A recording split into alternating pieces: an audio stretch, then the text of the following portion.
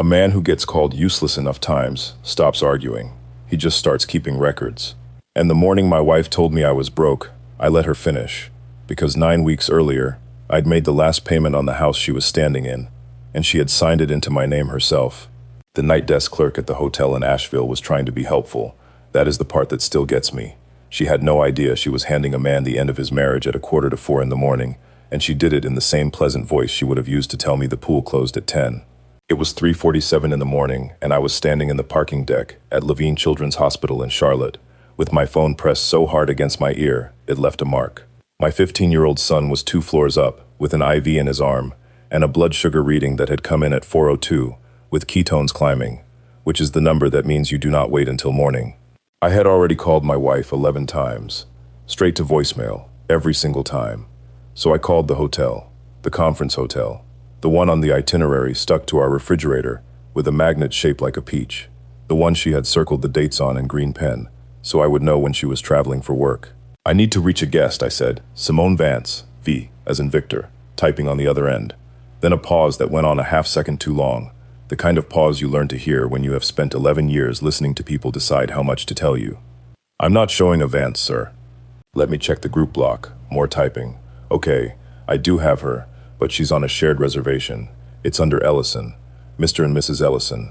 Checked in Thursday. King Suite." I remember the sound of that parking deck better than I remember most things about my own life.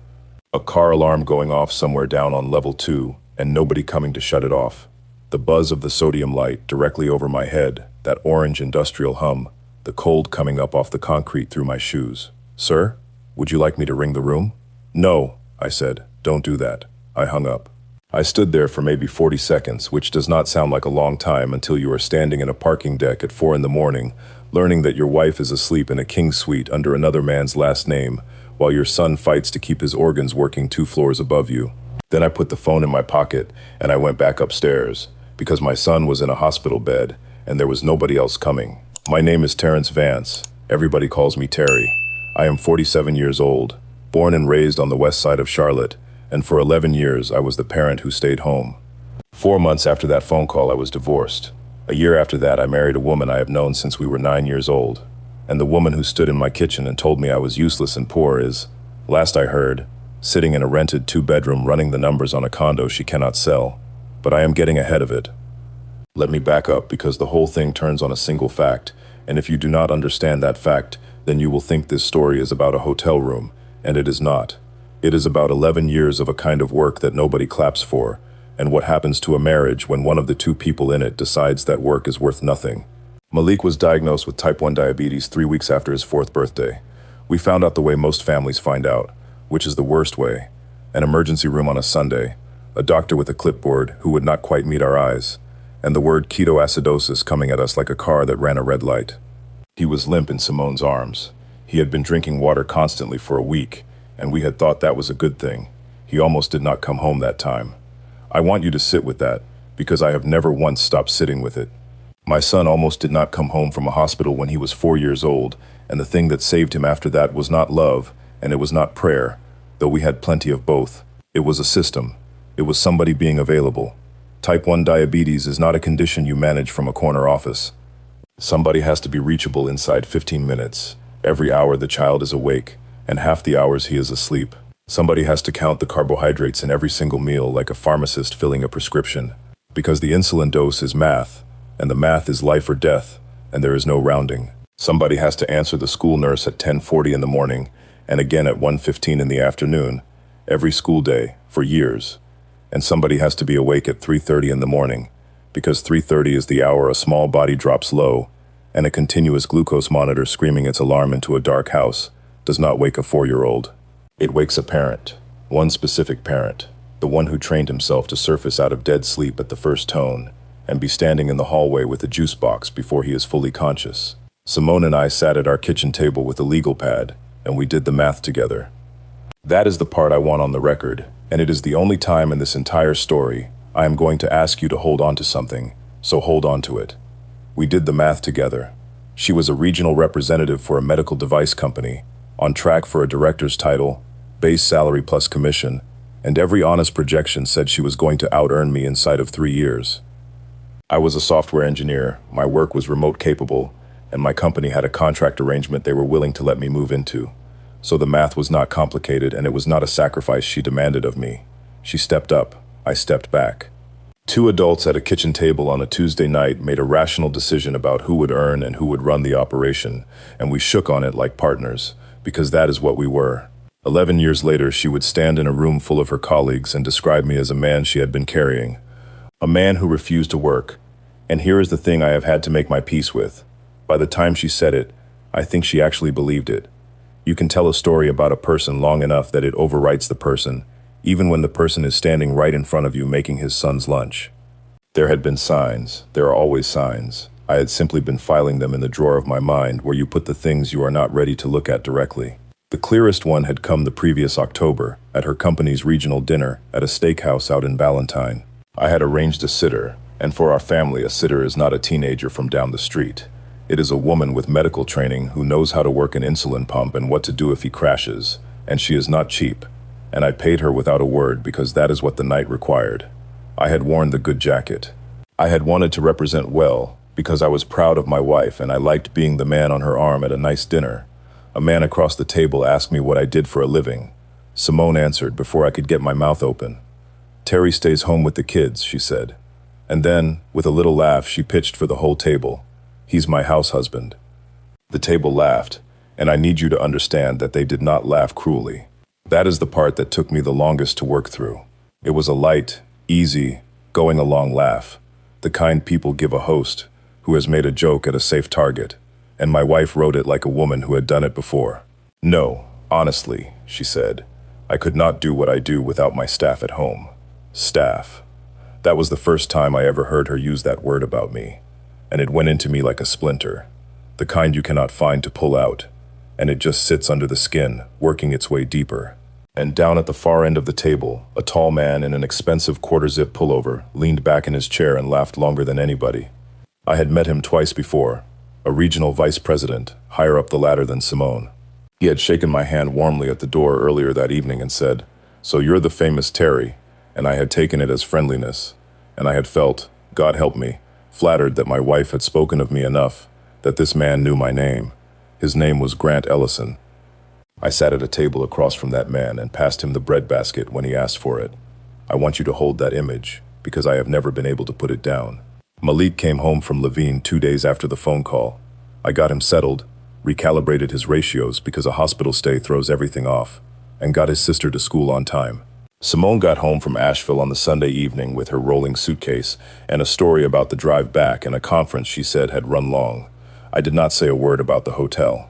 I want to be clear about why, because it was not strength, and it was not some noble restraint. It was that I do the books in our house. I have always done the books. Every account, every card, every statement, every renewal and premium and auto pay. I am the one who reconciles all of it down to the penny, because that is how it works when one person earns and the other person runs the household.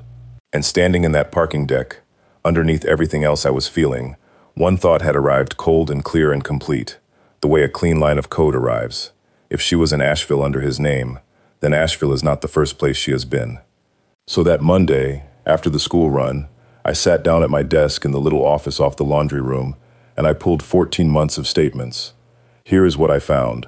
A hotel in Greenville in March, a hotel in Savannah in June. On a weekend she had told me was a mandatory sales retreat that spouses were pointedly not invited to. Restaurant charges at 9:40 and 10:15 at night. In cities she had told me she was flying home from that same evening. A jeweler in South Park, $1,100, on a piece of jewelry that I have never once seen around my wife's neck or on her wrist. Then I widened the search, because a man who has reconciled accounts for 11 years knows that a pattern almost never begins at the place you first happen to notice it. I went back 3 years. A different card, one she carried for what she called client entertainment. A different city. A different rhythm to the charges entirely, one that ran for months and then stopped abruptly in the exact same month she had come home from a trip and cried at our kitchen table and told me she had spent the whole flight thinking about how lucky the two of us were. Multiple. That is the accurate word, and I made myself use the accurate word instead of a softer one. It was not a mistake, and it was not a single lapse in a weak moment. It was a habit, and it had a budget, and I had been the one balancing that budget the entire time, without knowing what I was looking at. I sat there in that office off the laundry room, and through the wall I could hear the dryer turning with Malik's basketball practice clothes in it, because I had put them in at 6 that morning so they would be dry for practice, the way I did every Monday and Wednesday and had for years. And then came the part that actually took the wind out of me. Malik came in that evening while I was closing the laptop, 15 years old, already 6 feet, and he stopped in the doorway of that little office, the same way he had stopped in doorways when he was 4, and needed something, and did not know how to ask for it. Dad, he would not look at me. His mom, he stopped, started again. Back around September, I picked up her phone off the counter because I thought it was mine. They looked the same, and a message popped up on the screen before it locked. It said, "Can't wait for Thursday," and it wasn't from a name I knew. My hands went cold on the edge of the desk. I didn't know if I was supposed to say anything, he said, and his voice cracked on the last word, the way it still did back then, caught between the boy and the man. I've been thinking about it since then, like 4 months. 4 months. My son had carried that alone for 4 months, at 15, because he did not want to be the one who broke his own family in half. That is a weight no child should ever be handed, and it had been handed to him not by me, and not by chance, but by the 2 people whose entire job was to protect him from exactly that kind of thing. That is the moment something inside me stopped being sad and started being finished. Those are different things, and I did not know they were different until I felt one turn into the other. I did not raise my voice that night. I have not raised my voice on this subject any night since. What I did was pull out a legal pad, the same brand of yellow legal pad we had used at that kitchen table 11 years before to decide our whole lives, and I began to write down, in columns, exactly what I actually had, because I have never once solved a real problem by feeling my way through it. I solve problems by laying every piece out on a flat surface where I can see it, and then I do not move until I understand what I am looking at. And what I had, it turned out, was a great deal more than my wife believed I had. Here is the thing about being called poor by a person who has never once opened the mail. I never stopped working. Not for a single year of those 11. I ran contract software work out of that office off the laundry room the entire time. Back-end systems mostly. Database and billing architecture for a couple of regional logistics companies. And, for the last 6 years, a hospital billing platform that paid me on a retainer plus milestones. It was not the kind of money that buys a boat, but it was steady, and it was mine. And in the stretches when Malik was stable enough for me to take a heavier load, it was considerably better than steady. Simone never once asked what I made. I want to be precise about this, because the precision is the whole point. I never hid a single dollar from that woman. Every account statement lived in a labeled folder in the file drawer of the desk in the front hall, 6 feet from the hook where she hung her coat every evening. She simply never looked, not once in 11 years, because she had decided long ago what I was, and people do not audit a conclusion they find comfortable. It is easier to keep believing you married down than to open a drawer that might argue with you. What I did with that money was boring, and the boring is exactly why it worked. Every dollar I earned went to one of 2 places. It went onto the principal of our mortgage, and extra payments I made quietly and never mentioned because there was nothing to mention, and it went into a retirement account I had opened the same year Malik was diagnosed, because a scare like that teaches you fast that the future is not a promise, and you had better fund it while you can. And then there was the deed. 3 years before any of this, Simone came to me and said she needed to be removed from the mortgage. She had a whole presentation ready, her credit utilization, her debt-to-income ratio, her ability to qualify for financing independently, and would it not be smarter for tax reasons anyway? She sat me down at the table to walk me through it, and I will give her this much: she was extremely convincing. She was always extremely convincing. It is what made her good at her job. What she actually wanted was to be off our house so that she could qualify to buy something else on her own, and she did. She bought a condo across town. She told me it was an investment property, and she said the word investment with a small lift in her voice. The particular lift you use when you are explaining something to a person you have decided cannot fully understand it. I signed the quitclaim deed.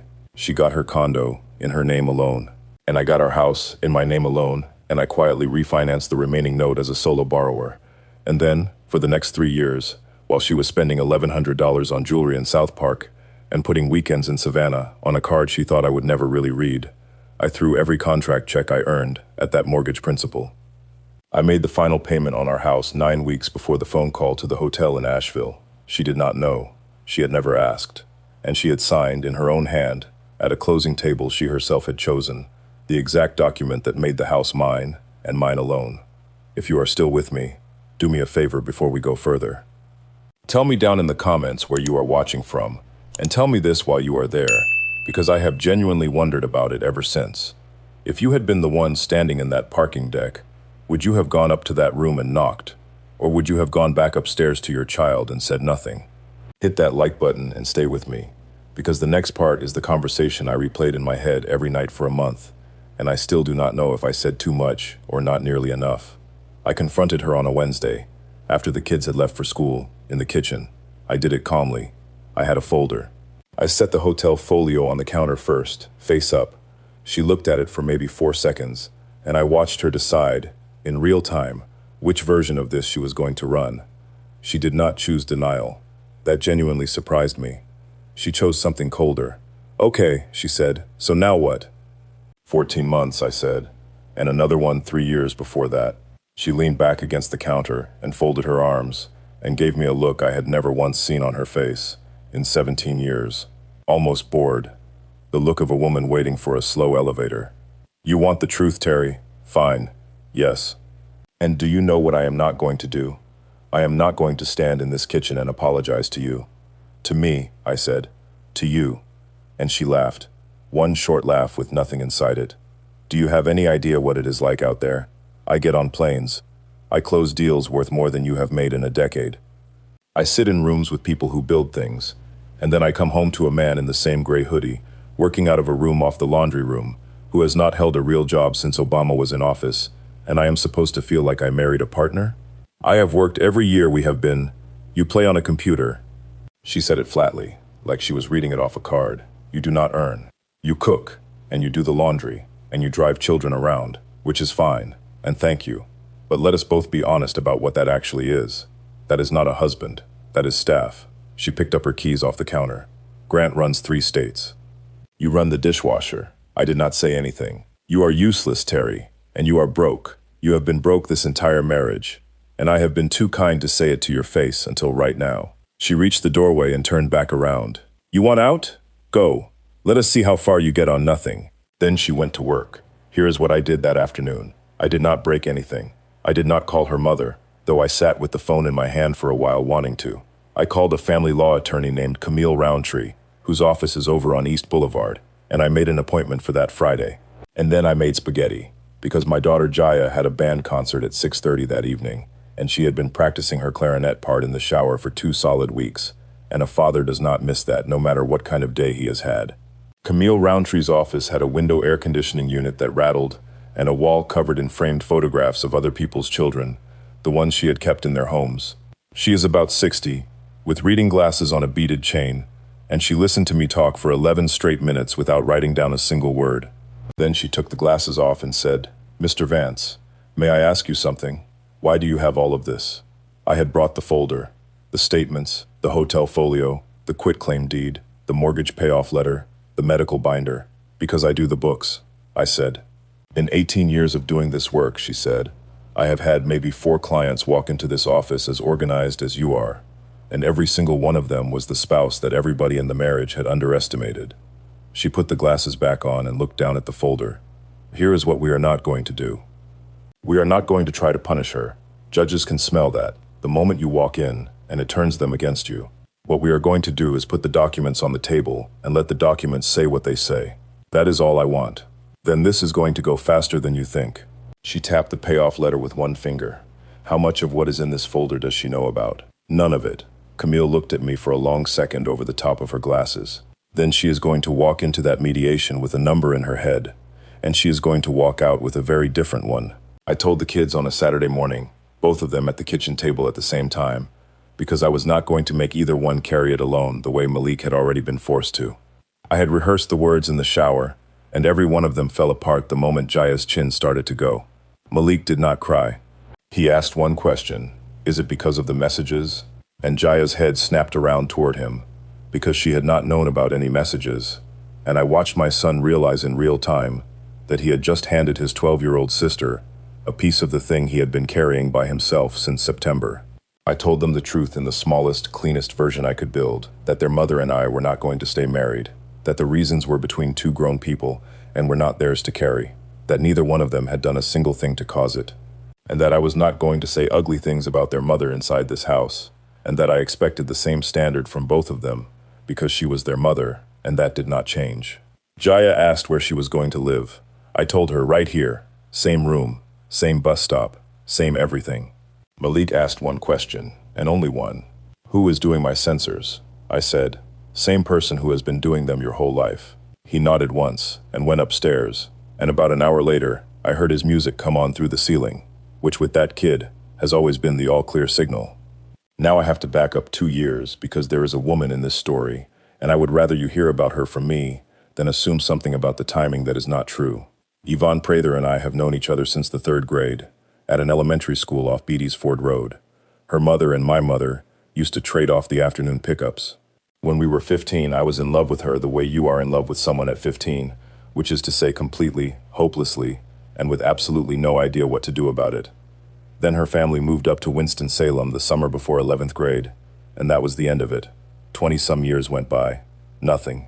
2 years before the events of this story, she found me. There was a class reunion committee, and somebody built one of those group message threads, and there she was in it, divorced, 2 grown children of her own, moved back to Charlotte, working as a counselor at a middle school in the same district where my kids went. She messaged me directly. It was nothing. It said, Terry Vance, please tell me you still cannot dance. And I laughed out loud, alone, at my desk in the office off the laundry room. We went back and forth for a day and a half. Easy, funny, the way it is with someone who knew you before you became whatever you became. And then she said, lightly, that a few people from the old neighborhood were getting coffee that Saturday, and I should come by. And I sat there and looked at that message for a long time, and I felt exactly what I had felt at 15 years old, and that is precisely how I knew what I had to do. So I wrote back. I said, Bonnie, it is really good to hear from you, and I mean that. I am married, and I have 2 kids, and I am going to be straight with you the way we always were with each other. I know myself well enough to know that I should not come to that coffee. Take good care of yourself. And then I deleted the entire thread, every message, and I never mentioned it to my wife, because there was genuinely nothing to mention. A thing you shut down at the door is not a confession. It is just what a married man is supposed to do, done quietly, with no medal expected for it. That was 2 full years before I ever heard the name Ellison spoken by a hotel clerk at 3:45 in the morning. I have thought about that a great deal since. The same door, presented to 2 different people. She walked through hers 14 months running. I did not walk through mine one single time, and she is the one who stood in our kitchen and called me useless. The mediation was on a Thursday morning in a conference room downtown with a wall of glass looking out over the light rail line. Simone came in confident. I could read it in the way she set her bag down on the table, squared and certain. She had been telling people how this was going to go, and she had convinced the room, and more importantly, she had convinced herself. She had a good attorney, and she had a number in her head, half the equity in the house, spousal support given the earning gap she had sacrificed for, and the children on a standard even schedule. Camille let her go first, let her lay all of it out, unhurried. The years she had carried the household financially, the earning years she had given up, her expectation regarding her fair share of the marital residence. Then Camille opened a plain manila folder and slid 3 documents across the table, one at a time, face up, without a word of drama. The first was the quitclaim deed, Simone's own signature at the bottom, notarized, 3 years old. That is you removing yourself from the title of the marital home, Camille said, at your own written request, in order to qualify independently for a separate real estate purchase, which you completed 9 days after signing this. The second document was the closing statement for the condo, in Simone's name only. The third was the mortgage payoff letter from the servicer, dated 9 weeks before she checked into that hotel in Asheville. Simone read it. Then she read it a second time, slower. Then she looked up at me, and for the first time in what must have been 3 years, she actually looked at me, saw the person in the chair, instead of the conclusion she had filed me under. That's not... She stopped. How? 11 years of contract work, I said. Every statement is in the file drawer in the front hall. 6 feet from your coat, it has been there the entire time. You told me you were making... I never told you anything, Simone. You never once asked. Her attorney put a quiet hand near her arm, the way they do when they need their client to stop talking. I want to be fair to you, I said, and I meant it then, and I mean it now. I am not trying to walk out of here and leave you with nothing, but you took the condo, and you put our house in my name, in writing, at a closing table you chose yourself. I am not going to stand here and pretend none of that happened, simply because it ended up cutting the other way from how you planned. And then there were the children. That is what she actually lost that morning, and I do not think she understood it was even on the table until it was laid out in front of her. Malik was 15 and Jaya was 12, which in this state is old enough that a judge will want to hear their preferences. But it never even reached that point, because Camille laid out the medical record instead. Every endocrinology appointment at Levine for 11 years, all of them, me. Every pump site change, every sensor insertion, every 504 plan meeting at every school. The insulin to carbohydrate ratios, the correction factors, the overnight low blood sugars logged by hand in a 3-ring binder that lived on the kitchen counter next to the toaster. Because a child with type 1 diabetes needs a system that does not live inside one fragile human memory. Simone could not have told that room what her son's insulin to carb ratio was. Not because she is a monster, and I said so out loud, because it is true. She could not tell you because for 11 years she never had to know it. Because a man in a gray hoodie in a room off the laundry room knew it for her, and kept knowing it, every single day, so that she would never have to carry the number in her head on a plane. I was granted primary physical custody. She was granted every other weekend and a Wednesday evening. She did not cry in that conference room. She cried afterward, in the parking garage. I know because I heard it, 2 rows of cars over, echoing off the concrete the same way that car alarm had echoed the night this all began. And I sat in my own car and I did not go to her, and I want to be honest with you. That is the single hardest thing I have ever made myself not do. 17 years does not evaporate because a woman does you wrong. Some part of me will always move toward the sound of her crying. I just do not let it anymore. She came to the house 9 days after the mediation. No warning. The kids were at school. She sat down at the kitchen table, the same table, where we had done the math on that legal pad 11 years before, and she had a completely different face on than the one from the mediation. Soft, open. The face from the early years, the one I fell for. I think we moved too fast, she said. I think we both said things we didn't mean. You said things, I said. Okay, I said things. She turned her coffee cup in a slow circle on the table. Terry, 17 years. Are we really going to throw all of that away over? And she actually stopped herself and rerouted mid-sentence. Over one bad stretch? 14 months is not a bad stretch, I said. It is a season, 2 of them, actually 3 years apart. People make mistakes. Twice, I said. Different men. That is not a mistake. That is a preference. She sat with that for a moment, and then she went exactly where I had known she would go, because she is a closer, and a closer always circles back to the number. You should have told me about the house, she said, about the money, all those years. And there it was. You would have looked at me differently, I said. That is not fair. Simone, you stood in this kitchen and called me broke while you were standing inside a house I own free and clear. Not because I lied to you. Because for 11 years that file drawer sat 6 feet from your coat and you never once opened it.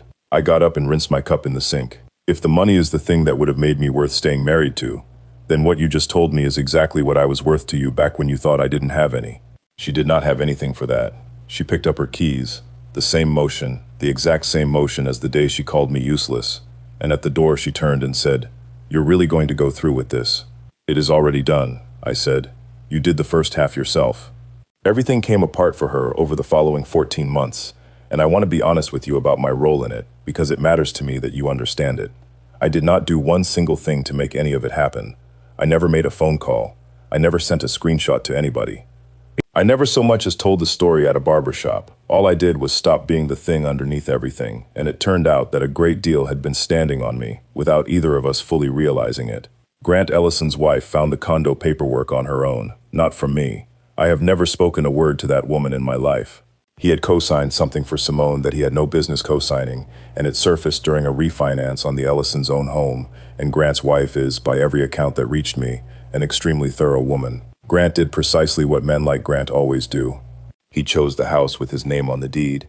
He ended things with Simone by text message on a Tuesday, and he was back at his own children's soccer game that Saturday, clapping from the sideline, as if none of it had ever happened, which left Simone holding a condo entirely by herself.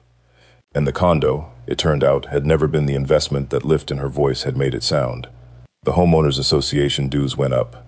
Then the building was hit with a special assessment for a failed building envelope, $31,000 as her individual share, due in installments over 18 months. She had bought at the very top of a market that had since stopped agreeing with her, on a single income, carrying a car payment and a lifestyle that had been engineered for 2 salaries. one of which had been invisible to her, right up until the day it walked out the door. Her mother is a woman named Delphine who has never in her life been unclear about anything. Delphine called me about 6 weeks after the mediation, and I braced myself for it, because I love that woman, and I expected her to defend her daughter, as a mother should. Instead, she said, "Terrence, I raised that girl better than this, and I have told her so to her face." And then she asked me how Malik's numbers had been running, because Delphine had always known exactly who tracked the numbers. But here is the part that got back to me in pieces over that year, and it is the part I think about more than any of the rest of it. More than the house, more than Grant, more than the money. It started small. Jaya came home from a weekend at her mother's and said, a little puzzled, almost worried, "Mom's apartment is kind of messy." Then Malik came back from a weekend and mentioned that his mother had asked him what time he usually eats dinner, and he had answered honestly, "Whenever Dad makes it." And he said she had stood in her kitchen for a moment, with a strange look on her face, and then she had ordered wings. And then there were the sensors. Malik's continuous glucose monitor runs on sensors that have to be reordered from a medical supplier on a fixed cycle, and if nobody places the reorder on time, you run out, and if you run out, you are back to finger sticks 8 and 10 times a day, and flying completely blind through the overnight hours. That reorder had happened every cycle for 11 years, because I did it on the 14th of every month. It was in my phone. It was in my body at this point, like a heartbeat. Malik was staying at his mother's place for a long holiday weekend, when the last sensor expired. He called me at 10:40 at night. "Dad, I'm out. I don't have any more. Mom says she doesn't know where they come from." I drove them over. 22 minutes each way. She met me at the door in a robe, the television going behind her, and through the hallway, I could see dishes stacked in her sink. She took the box of sensors out of my hand, and she looked at it, and she said quietly, "I didn't know you had to order these." I said the 14th of every month, and I went back out to my car and drove home. That is the moment it finally landed on her. Not the house, not the lost condo, not even Grant leaving by text. It was standing in her own doorway at 11 o'clock at night, holding a box she did not recognize, realizing that she did not know where her own son's medical supplies came from, and that the man she had called staff in front of a laughing table of her colleagues had been quietly running an entire operation for 11 years that she had never once looked directly at. She began asking the children questions after that. What did Dad do on Sundays? Who packed the lunches? How did the school always seem to know about the 504 plan without her ever calling? And Malik told me she asked him once, carefully, "Was it always like this?" And that my son looked at his mother and said, "Yeah, Mom. It was always like this. You just weren't here for it." Miss Ruthie Colvin has lived directly across the street from us since before we ever moved in. She is 79 years old. She sits on her front porch in nearly all weather, and she misses absolutely nothing that happens on that street. She flagged me down at the mailbox that summer. "Terrence, come here." I walked over. "I've been watching you 11 years, she said, and she pointed one finger at the center of my chest. 6 in the morning, you're out here at that bus stop with that boy, before the sun's even up. Every December, you're the one up on the ladder with the lights. Don't you let anybody in this world tell you what you've been doing over here. You hear me?" "Yes, ma'am," I said. And that new one, she meant Yvonne, who at that point had been to the house exactly twice. She speaks to me when she pulls up, looks me in the eye. That other one hasn't said a word to me since 2019. That is an entire neighborhood's verdict, delivered from a porch chair in 2 sentences, and I have never received a more accurate one from anywhere. I ran into Yvonne herself at a Harris Teeter grocery store out in Steel Creek about 3 months after the divorce was final. I had Jaya with me, and a cart full of groceries, and Yvonne was in the next aisle over, holding 2 different bags of rice, and studying them, like she was deciding a court case.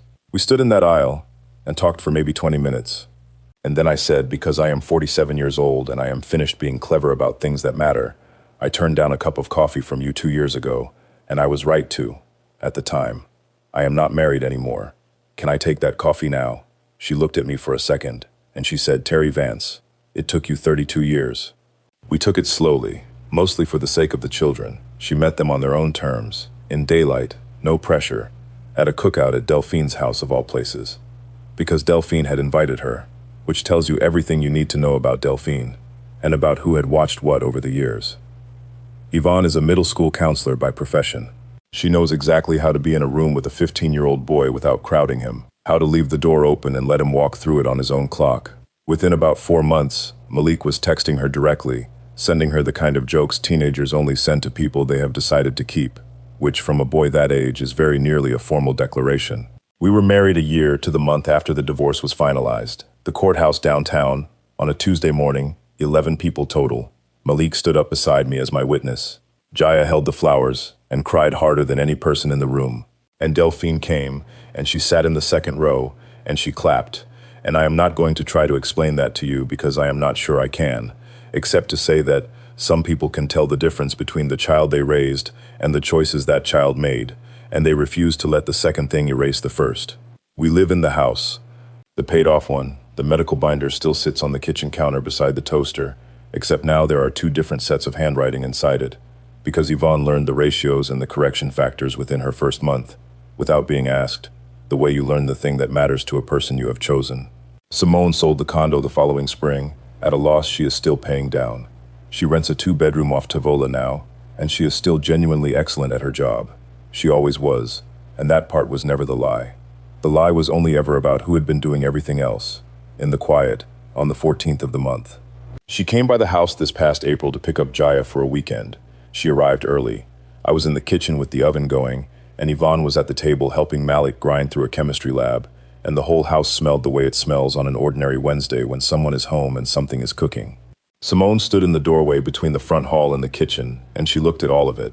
The binder on the counter, the school calendar on the refrigerator, the pile of clean laundry on the couch that somebody was about to fold, and something moved across her face that I had not seen there in a very long time. "It's nice in here," she said. "Thank you," I said. "Jaya's almost ready," and she nodded, and she went back out to her car to wait, and that was the entire conversation, and it was exactly enough. There was nothing cruel in it, and there was nothing left to win. I do not hate her. People seem to expect me to, and I understand why, and I simply do not. She is the mother of my 2 children, and for a long stretch of years she was also my closest friend in the world. What she was, in the end, was a woman who looked directly at a man doing the quietest and most essential work in her own house, and decided that because it did not arrive with a title or a commission check attached, it was worth nothing. And the world around her helped her believe it, every single day. No one ever leaned across a dinner table and asked her, with real interest, what her husband did all day, and then actually listened to the answer. But here is the arithmetic that nobody in that marriage ran until it was far too late to matter. 11 years. More than 4,000 school lunches packed and labeled. Every single endocrinology appointment at Levine. Every 3:30 in the morning, standing in a dark hallway with a glucose meter glowing in my hand, doing life or death math while the entire house slept, including the woman beside whom I had promised to spend my life. She called all of that useless. She called a man with a paid-off house and 11 years of quiet savings poor. And the only reason she was ever able to say either one of those things with a straight face is that she had stopped truly looking at me a very long time before she ever checked into a hotel under another man's last name. The not looking came first. Everything else only followed. So let me leave you with this, and then I will let you go. If there is someone in your house right now doing the quiet work, the lunches, the appointments, the reorders on the 14th, the 3:30 in the morning, that nobody else even knows is happening, go and look at that person today. Really look at them, the way you looked when you first decided they were worth building a life with. Say the thank you out loud.